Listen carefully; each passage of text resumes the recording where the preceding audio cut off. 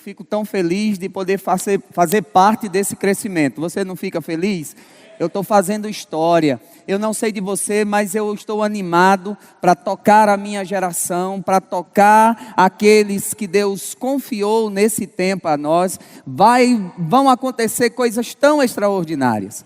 Agora eu estava pensando sobre o que falar, sobre o que pregar, e eu estava lendo esse livro, O Sistema da Verdade de Paulo. Na verdade eu gosto muito de biografia, e quando eu peguei esse livro a primeira vez, quando ele começou a falar sobre o ministério de Paulo, eu fiquei muito interessado.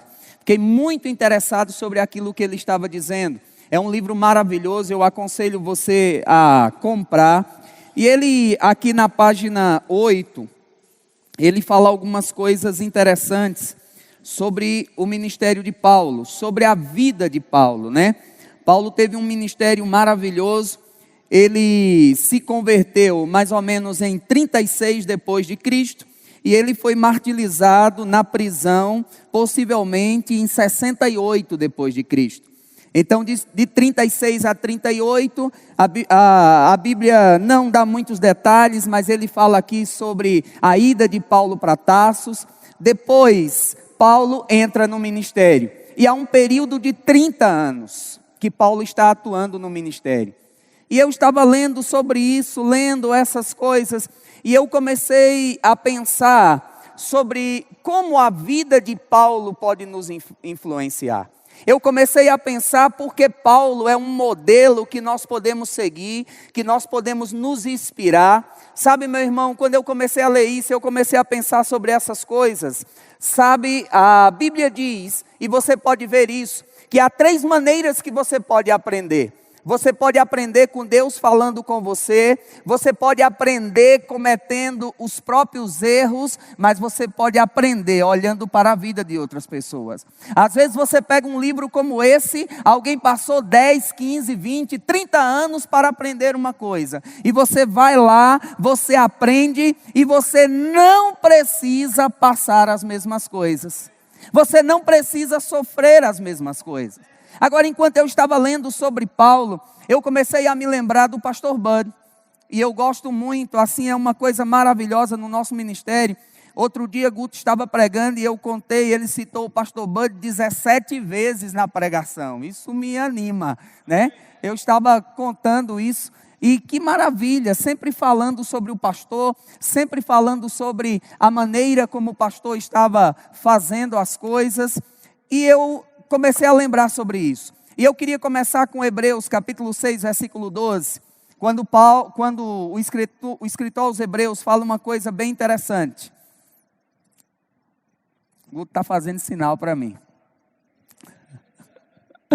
Quando o escritor aos Hebreus fala uma coisa bem interessante. Hebreus capítulo 6, versículo 12 diz assim: para que não vos torneis indolentes, mas imitadores daquele que pela fé e pela longanimidade, parece que é assim, herdaram as promessas. Aqueles que pela fé e pelo tempo herdaram as promessas. Aqueles que agarraram as promessas. Agora Paulo repete isso mais ou menos 5 ou 6 vezes. Ele fala isso em 1 Coríntios capítulo 11, versículo 1. Ele diz: sede meus imitadores como eu sou de Cristo. E eu estava vendo esse versículo e é interessante porque Paulo diz assim: você pode me imitar. Sabe, às vezes nós temos problema dizendo: olha para Jesus, olha para Ele. Mas Paulo está dizendo que é para olhar para você. Que é a sua vida que vai ser um exemplo. E eu estava procurando o que é essa palavra no grego, imitar, né? Graças ao Rick Renner e ao Tiago, agora eu sou especialista em grego, posso citar com muita segurança, amém? Depois daquilo que ele mostrou aqui. E essa palavra imitar, ela significa recordar, voltar à mente, lembrar. Trazer à mente, ser lembrado, trazer a lembrança. Você imitar aqueles que pela fé herdaram as promessas. Paulo fala em 1 Tessalonicenses capítulo 1, do versículo 5 ao versículo 8. Paulo fala: porque nosso evangelho não chegou até vós somente em palavras, mas sobretudo em poder, no Espírito Santo. e na plena convicção, assim como sabeis ter sido o nosso procedimento entre vós, por amor de vós, com efeito vos tornastes imitadores nossos e do Senhor, tendo recebido a palavra, posto em meio a muita tribulação, com a alegria do Espírito Santo, de sorte que vos tornasse um modelo para todos os crentes na Macedônia e na Acaia. Porque de vós repercutiu a palavra do Senhor, não só na Macedônia e na Acaia, mas também por toda parte se divulgou a vossa fé em Deus, a ponto de não termos necessidade de acrescentar coisa alguma. Olha que coisa maravilhosa. A Bíblia está dizendo que nós podemos imitar a vida desses homens. Agora eu estava me lembrando do pastor Bud. Pastor Bud era um homem que sua convicção e sua obediência era sua grande marca. Ele era um homem convicto daquilo que ele sabia, daquilo que ele queria ir. Ele era um homem convicto do lugar que ele estava indo. O pastor Bud, ele era aquele que sabia que Deus havia dado uma grande tarefa para ele. Ele às vezes nem imaginava onde ia chegar, mas ele tinha tanta convicção, ele estava tão agarrado naquilo, ele estava tão forte com aquelas coisas para cumprir o plano de Deus, para achar o lugar que Deus estava chamando ele para ir. Sabe, meu irmão, esses dias eu estava vendo um vídeo que alguém trouxe uma palavra para a Mama Jane, falando sobre um tempo de aceleração, sobre um tempo de crescimento. A palavra foi para ela, mas eu recebi também. Porque eu estou debaixo dessa visão, eu estou debaixo do ministério. Então aquilo que chega para a Mama Jane, que chega para Guto, que chega para os outros, eu sou alcançado. Nós somos alcançados. Amém?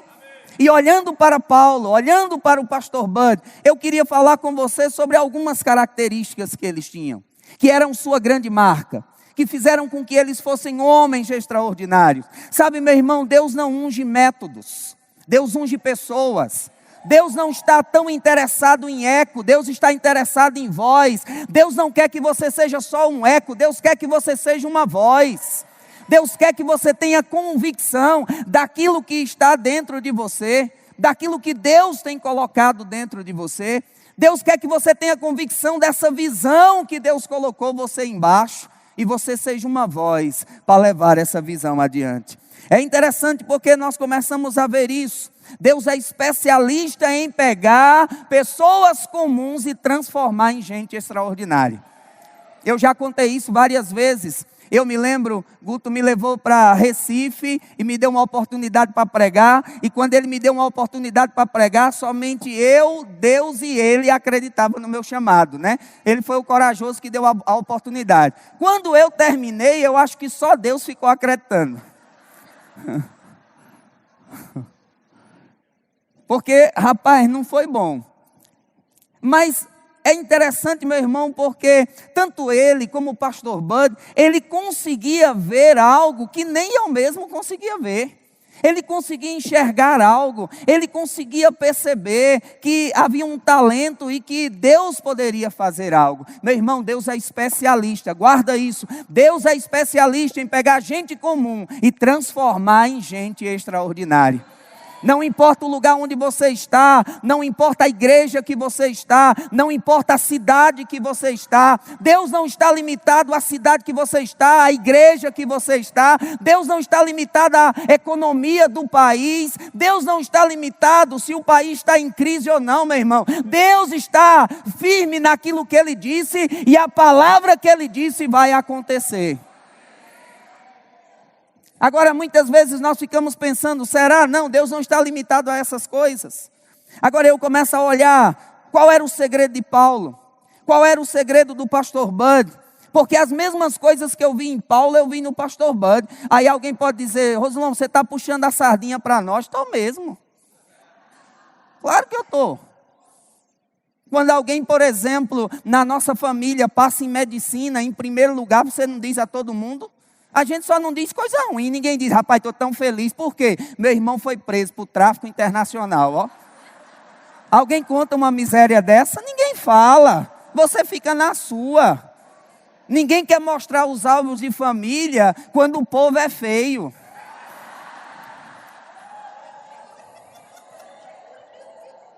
Tiago mostrou ali, né, a foto. Graças a Deus, por Deus, a mãe e o milagre do DNA nos meus filhos. Mas ninguém quer mostrar essas coisas.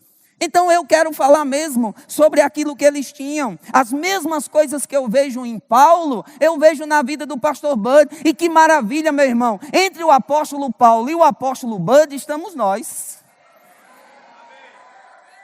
Olha que coisa maravilhosa. Tiago estava pregando aqui, ele falou algumas coisas que eu quero falar, mas não tem problema, eu falo de novo. Amém? E olhando para a vida de Paulo, qual o segredo dele? Qual o segredo da vida do pastor Bud e Jen, quando eles chegaram aqui no Brasil, vendo aquele filme, Apenas as Malas? Ouvi o pastor Bud pregar várias vezes. Eu tive essa oportunidade, cheguei no Verbo da Vida em 1994, conheci o pastor nessa época, e eu fui abençoado pela vida dele. E eu vi ele contando várias vezes, ele e Jen, como eles chegaram aqui no Brasil. E como Deus havia colocado algo no coração deles. Sabe, meu irmão, como Suelen disse, Rafael disse, nós precisamos de tempos em tempos voltar ao básico. Não foi coisas muito profundas que nos libertou no rema. O que nos libertou no rema foi aquelas coisas que a gente considera como coisas muito simples. Como vem a fé, como ser guiado pelo Espírito. Alguém me perguntou qual o segredo do pastor Bud. Muito simples, 3 coisas. Ele era guiado pelo Espírito, ele tinha convicção da palavra. Se está escrito, está escrito. Você dizia, pastor, está acontecendo isso, já orou já, então tá bom. Mas pastor, não, já orou, acabou. Convicção.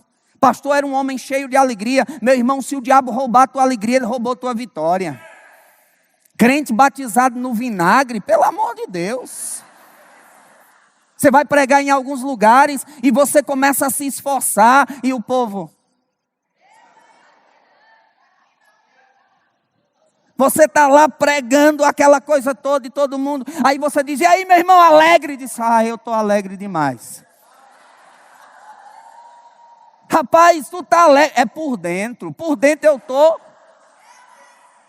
Rapaz, por dentro, eita!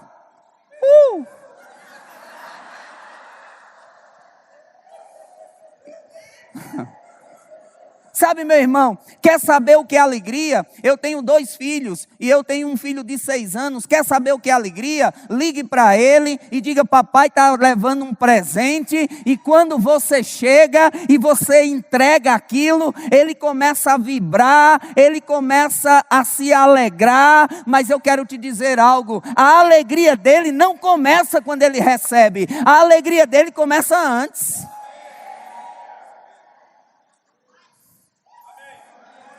Ele já conta a todo mundo. Fala para o teu filho que você vai dar um videogame para ele. Se ele não vai contar para todo mundo, olha, eu ganhei um videogame maravilhoso. Vocês não vão jogar não, mas maravilhoso, videogame bom. Olha aí, fica alegre. Ele sabe se alegrar antes mesmo de ver.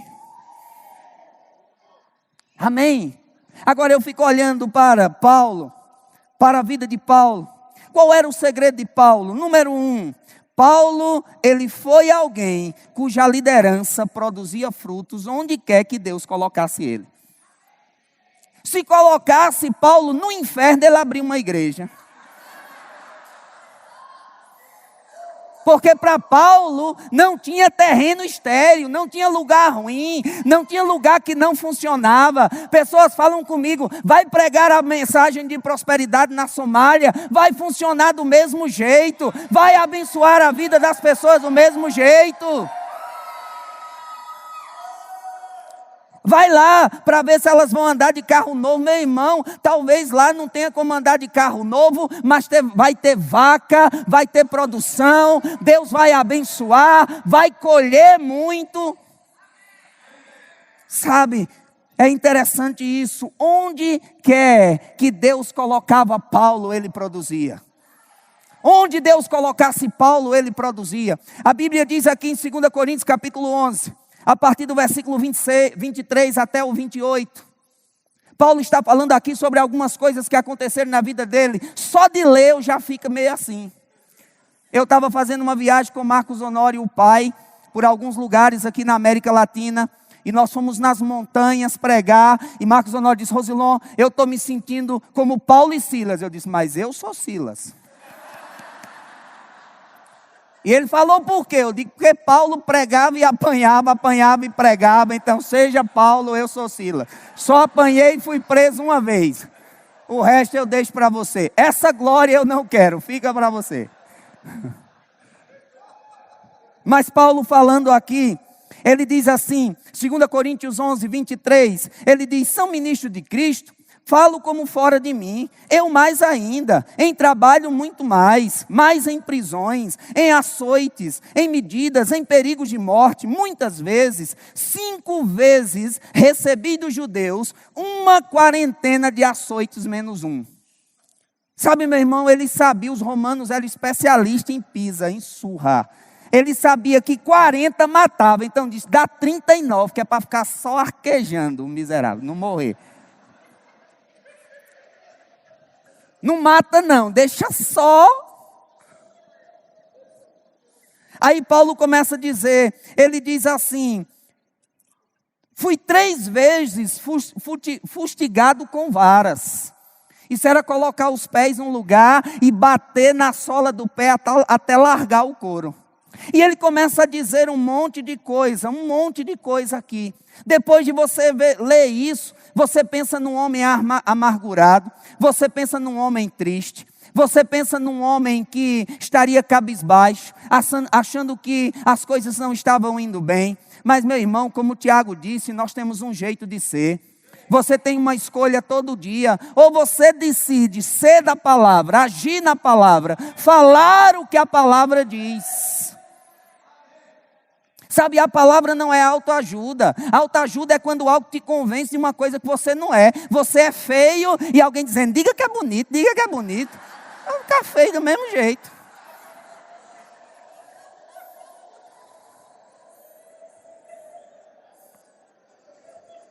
Não adianta dizer. Mas a palavra é a ajuda do alto. Quando Deus diz você pode, você pode. Quando Deus diz você é, você é. Aí Paulo conta aqui a história dele. Para Paulo não tinha lugar ruim, para Paulo não tinha lugar estéril, para Paulo tinha lugares desafiadores. Aí Paulo foi preso, Paulo estava na cadeia, aí lá da cadeia Paulo escreve Filipenses, a carta da prisão, em Filipenses capítulo 4, versículo 4, ele diz: alegrai-vos pois no Senhor, outra vez eu digo, alegrai-vos. Meu irmão, isso não é linguagem de alguém que está preso, isso não é linguagem de alguém que está numa situação ruim, isso é linguagem de alguém que está livre por dentro, que está solto por dentro. Agora é importante você entender isso, você precisa ir além daquilo que seus olhos alcançam. Muitos não vão lembrar, mas na minha infância tinha um desenho chamado Thundercats. Quem lembra dos Thundercats? E o sujeito tinha uma espada e ele dizia: espada justiceira, me dê a visão além do alcance.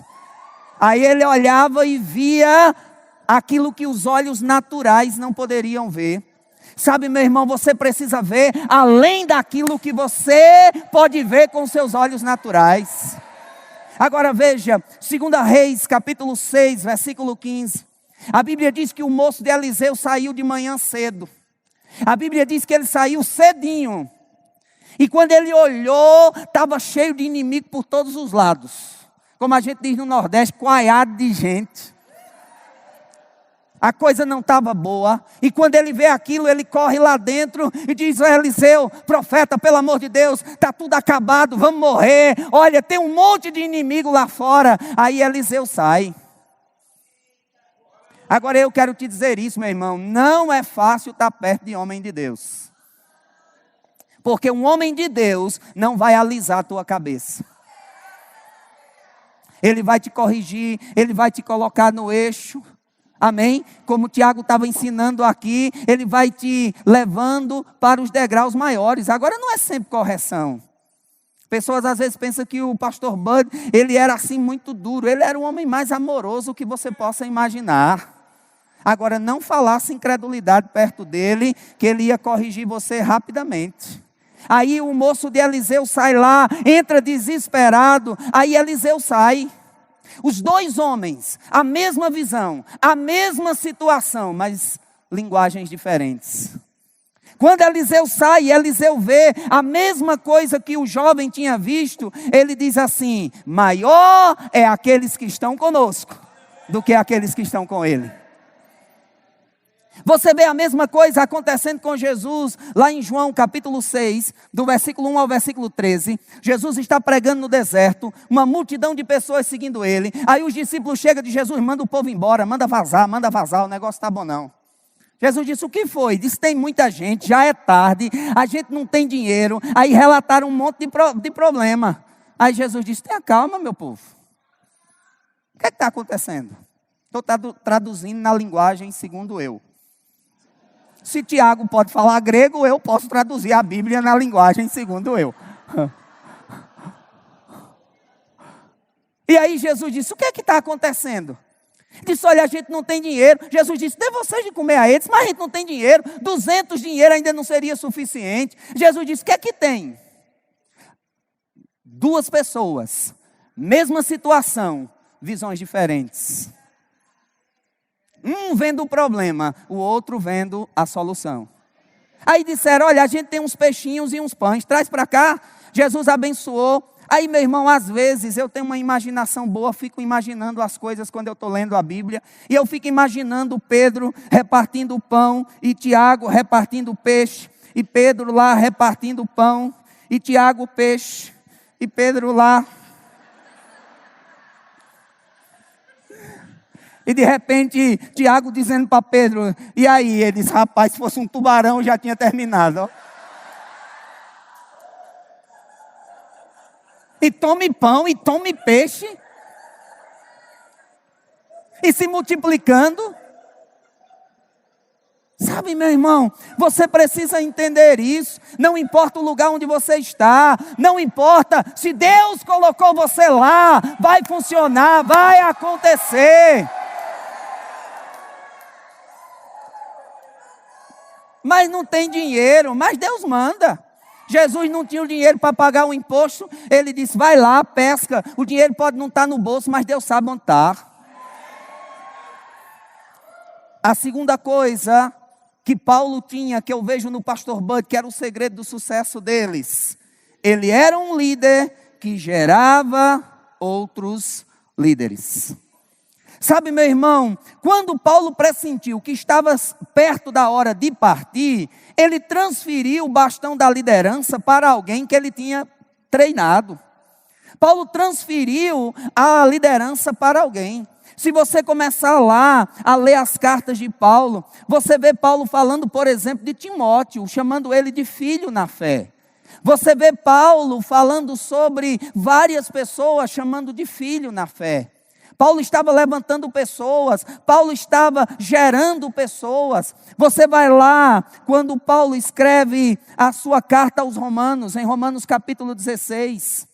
Romanos capítulo 16, a partir do versículo 3, Paulo diz assim: saudai Priscila e Áquila, meus cooperadores em Cristo Jesus, os quais pela minha vida arriscaram sua própria cabeça. E isso lhe agradeço, não somente eu, mas também todas as igrejas dos gentios. Paulo começa a fazer uma lista aqui, meu irmão, de várias pessoas que era a equipe dele, que era o time dele, que era o povo que estava com ele. Presta atenção no que eu vou te dizer: se você chegar ao topo sozinho, você fez algo errado no caminho. Se você está crescendo, você está levando outras pessoas. Se você está crescendo, outras pessoas estão crescendo juntos, avançando juntos. Você está levantando pessoas. Por quê? Porque você precisa fazer essa obra avançar, crescer. Sabe, eu acho maravilhoso, meu irmão, quando Guto fala: nós precisamos honrar a memória do pastor Bud e Jen, do pastor Bud junto com Jen. Nós precisamos honrar aquilo que ele disse, nós vamos levar adiante, nós vamos fazer crescer, nós vamos fazer as coisas acontecer. Sabe, meu irmão, nós temos uma visão e nós vamos avançar com essa visão de uma forma sobrenatural. Tony Cook esteve lá em Campina Grande e ele pregou uma mensagem e eu gostei demais. Ele disse que sempre que Deus quer fazer alguma coisa, Ele acha uma pessoa e compartilha com essa pessoa uma visão.